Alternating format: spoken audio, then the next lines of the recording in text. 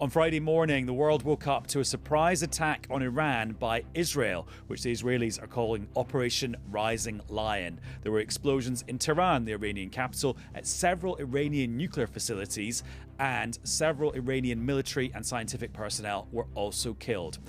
Why is this happening, and what does it mean for the whole world? We'll discuss that on this episode of the BBC's daily news podcast, Newscast. Hello, it's Adam in the Newscast studio, and I'm joined on the line by my podcasting cousin from Americast, Justin Webb. Hi, Justin.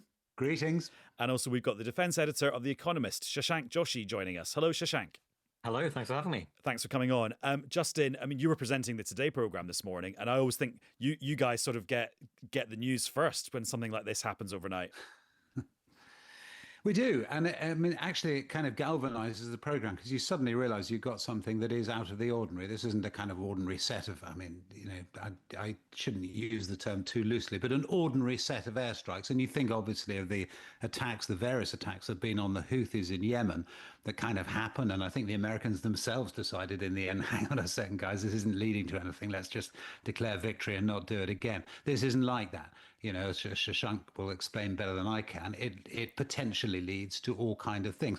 Not necessarily from the American perspective, and you certainly hear this among those who support Israel in America, not necessarily bad things. Potentially things that are quite good, like the end of the Iranian regime, but things that are plainly risky and plainly dangerous, and some of which obviously could be ungood.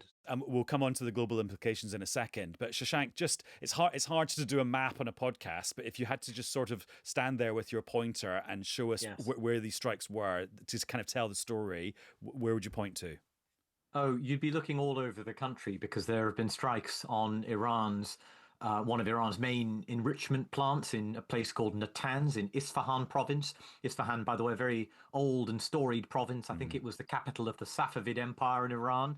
You've had strikes in Tehran, the capital, around Tehran, in the residential areas, the homes of very, very senior Iranian leaders. And you've had strikes in places like Tabriz, in other parts of the country. So all over the shop. But I think the really important thing to bear in mind is we are at such an early stage. The Israelis are signaling that this will be a 2-week campaign. They have planned a 2-week campaign. So to think about Justin's language of just ordinary airstrikes, these aren't even serious airstrikes. This is a 2-week war that is going to unfold. And so far, the site I've been looking closely at, Fordow, which is this big, very Bond villain type site buried under a mountain in Iran, near the holy city of Qom, that's not even been struck yet.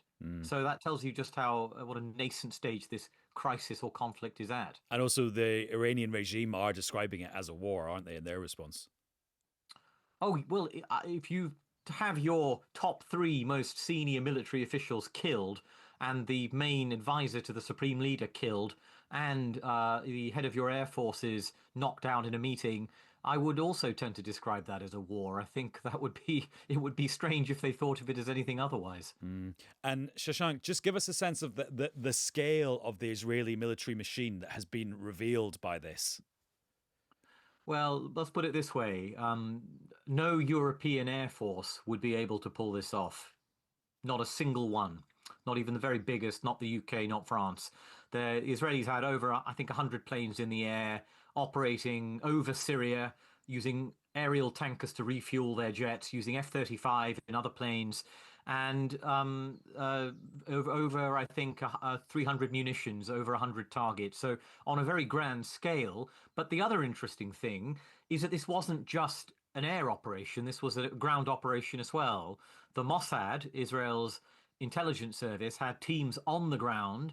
They've published some videos of this, in fact, but it was remarkably similar to Ukraine's drone attack on Russia just a couple of weeks ago. They smuggled drones into Iran, positioned them near Iranian anti-aircraft batteries, and then attacked as the air attacks were unfolding. So this was, again, a really inventive, indirect, innovative kind of strike on Iran that's been simply devastating. And it's very clear Iran just doesn't have a coherent response at this stage. We'll talk about the Iranian response in a second. But Justin, then there was the question of how much did Israel's closest ally, the United States, know about this? contribute to this, and that has changed over the last 12 hours or so.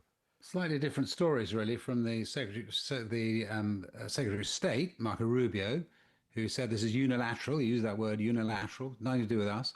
And Trump himself, who doesn't like to be suggested that something important is happening without him knowing. He said, no, I knew all along. I mean, kind of in the great scheme of things, it is likely. I mean, certainly American intelligence knew perfectly well what was going on. They might not have known the precise moment, but they knew what was happening. And it was pretty widely reported, actually, wasn't it, that it would be that potentially something was in the offing like this. But the American administration, they did not want for many, many years, so not just the Trump administration, but previous administrations as well, they did not want Israel to pull the trigger in this way. And it was always felt that somehow that lack of desire in the White House, certainly during the Biden time, kept them from doing it. And what is interesting now is Donald Trump just blindsided, or has he, I'm interested to hear Shashank's view on this, has he actually just quietly behind the scenes said, okay, pull the trigger because we weren't getting anywhere in our negotiations, and maybe they'll come back to the negotiating table and we can do some sort of a deal subsequently? I mean, I honestly don't know the answer to that. I'm not sure what anyone could know the answer for certain, but it's an interesting discussion point at least. Yeah, I don't know the answer either, Justin, but I suspect, this is speculation, I suspect that Trump tried to dissuade the Israelis, failed to dissuade them, and they said, we're going to do it anyway. He, having seen how the initial attack unfolded, with no obvious calamities so far for the Israelis, has thrown his weight publicly behind it, and is using it, with a sort of post hoc rationalization, saying, this is all part of the strategy. I told the Iranians to negotiate and they didn't. They really should come back to the table now. So using the Israeli strikes as kind of leverage for his own diplomatic process that was struggling. I don't think that was the plan. I'm not sure Donald Trump does plans in the sense that we might understand them. I think that is an artful way to kind of disguise his potential impotence in the face of Israeli audacity, you might call it. So interesting. But Shashank, this doesn't happen in a vacuum when it comes to US-Iranian relations, because there was meant to be another round of negotiations over Iran's nuclear program this weekend. Well, Steve Witkoff, who is Donald Trump's envoy for pretty much everything these days, was supposed to meet Araghchi, Iran's foreign minister, in Oman.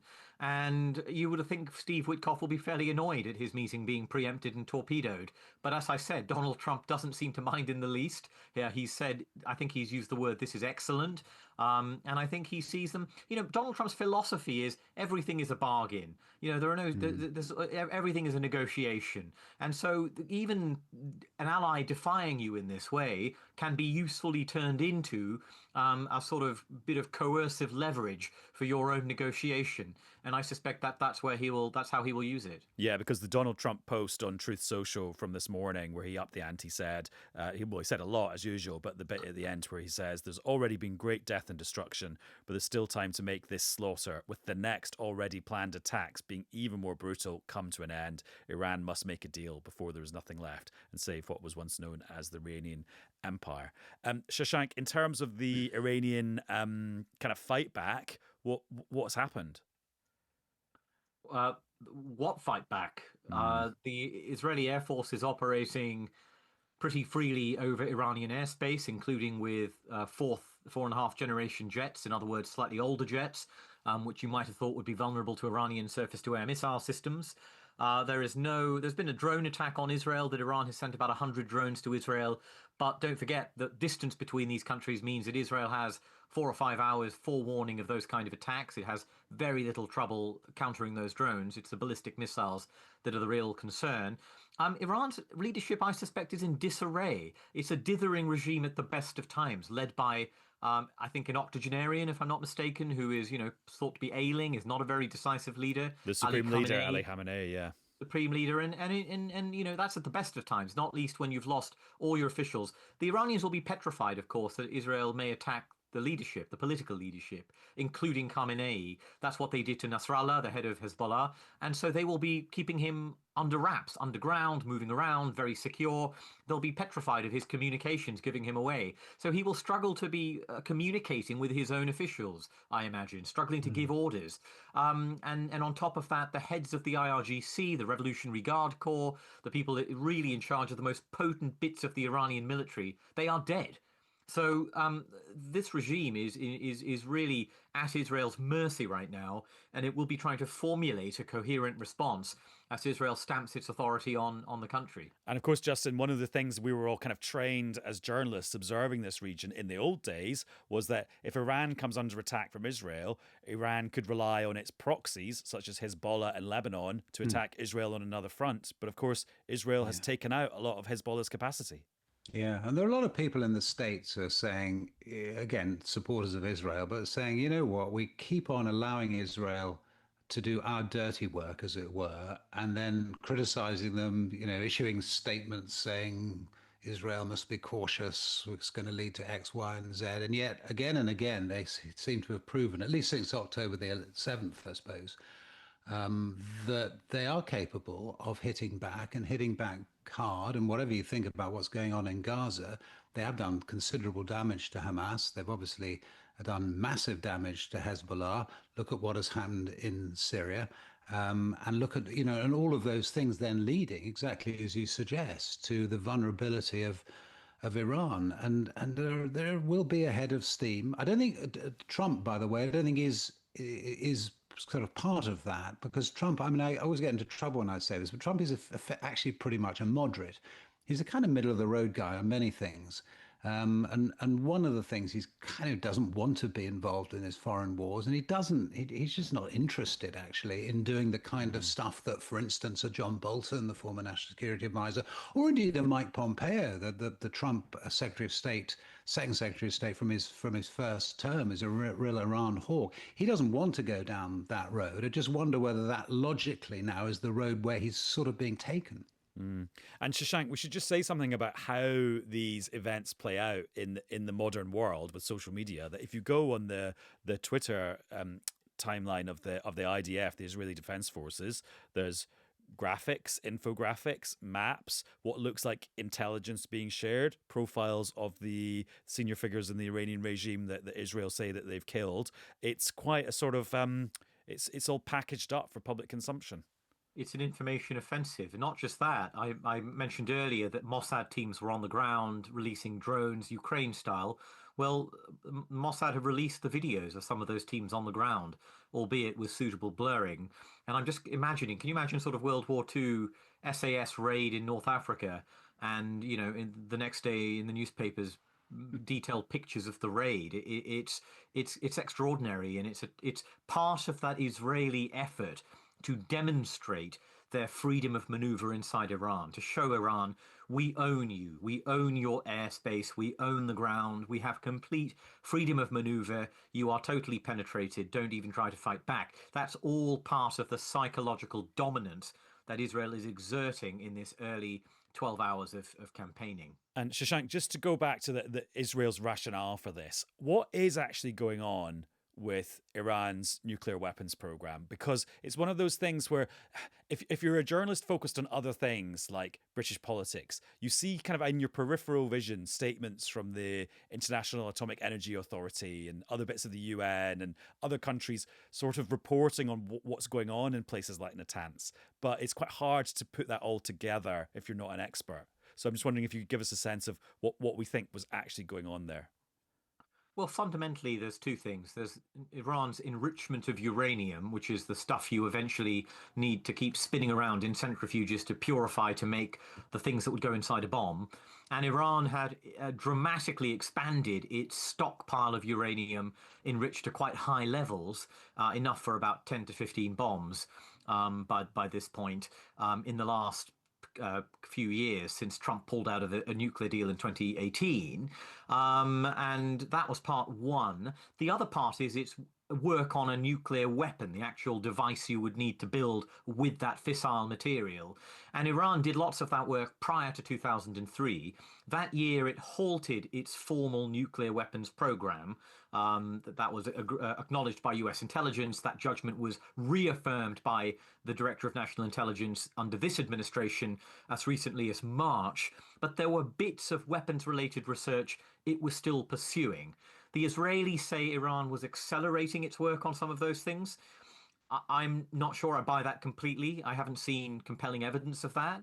But it really wasn't a full-fledged nuclear program. They were not gunning for a bomb. They were keeping their options open and deciding that if they did go down that road, they would have all the fissile material they would need, and they would be in a position to do so quickly. And of course, for Israel, that was unacceptable, and that is what prompted them to act. But I don't think it was an imminent threat in the sense that they weren't going to have a bomb next week or the next month. And in terms of the next few days, or as you put it, the next few weeks for this Operation Rising Lion, as titled by the Israelis, where could this go next? Well, as I said, we haven't seen all of Iran's nuclear sites struck yet, so I would expect that the Israelis may move on to breaking down and attacking some of those. I think the interesting question is if Iran responds, and particularly if some Iranian missiles get through, even with American help defending Israel, does that then prompt Israel to expand its target set and go after either political targets in the hope of destabilizing the regime, even implementing regime change, or perhaps economic industrial targets? And we know that they blew up a big Yemeni port to go after the Houthis as an act of deterrence. Would they go after Iran's most significant economic facilities, the oil terminals in the Persian Gulf that are so vital to Iran's economy? That would have grave consequences for the world economy, for oil markets as well. So I think the Israelis would be very, very cautious before doing that, but it will be on their mind should things escalate as a potential option. And so everyone should be watching that escalatory dynamic very closely indeed. And in terms but of is it also the Justin. case, though? Sorry. Yeah, I'm just wondering from Shashank, is it not also the case that Israel would find it difficult to finish the job, as it were, without US help? In other words, the US have these bunker-busting bombs that Israel, for all the extraordinary ability of its military, that it just doesn't possess them. And I mean, is that right, that it maybe can't do what it finally wants to do? The biggest bomb in the US arsenal is the 30,000-pound GBU 57. Israel doesn't have it, and if it had been given it, which I don't think it has, it wouldn't be able to carry it on its planes. So there are limits to the capacity of Israeli munitions to penetrate to the enormous depths on some of these Iranian sites. Having said that, there are other ways to blow these facilities up if you can get inside, for example. Last year we saw an Israeli commando raid against Syrian facilities. So Israel doesn't have the capacity to destroy these sites using small munitions, using traditional means of delivery. That doesn't mean they can't impose and inflict significant damage via other means. But right now, we're recording this on Friday kind of early afternoon. What Israeli sources are telling us, my colleagues, is that they've destroyed about only 20% of the Iranian nuclear program. So by extension, 80% that is left. And that tells you something about the difficulty of this campaign. And Shashank, just to end, the UK involvement in this, the UK assists with Israel's defense, but doesn't get involved when they're doing offense, other than to supply military equipment, which Israel buys from the UK and from the US and others. That was the pattern last year in which British planes did help defend to a very minor degree. They shot down a few drones, that's all really, Israeli airspace. But on this occasion, I think the UK will not participate in that coalition. I think it will view this attack on Iran as being something it wants to stay out of. The French and the Germans have issued quite positive statements, by the way. Keir Starmer has been quite cautious, very different tone. So I find that quite interesting how supportive the French are, despite being bitterly estranged from Israel over the Palestinian issue just now. But the British have stayed out of it. So I am not sure the British will participate even in a defensive coalition over Israel. Although I do note HMS Prince of Wales, the UK's aircraft carrier, is in, I think, the Arabian Sea right now. So it's not terribly far away. It has F-35s on board that will have fantastic sensors that can hoover up all kinds of intelligence. And I suspect that the government will want that to be hovering around, picking up all they can. And if they pick up details on Iranian missile launches, would they pass it on to Israel? Very possibly. But will British planes be will typhoons from Cyprus be shooting down drones again? I'm not sure that that's the case this time round. Well, Shashank, thank you very much. And I feel we'll be chatting again over the next couple of weeks. Thank you very much for having me. Look forward to it. And Justin, thanks to you too. Yeah, absolutely. We will unquestionably be in touch. And that's all for this episode of Newscast. Laura and Paddy will be back with Saturday's edition very soon. Bye-bye.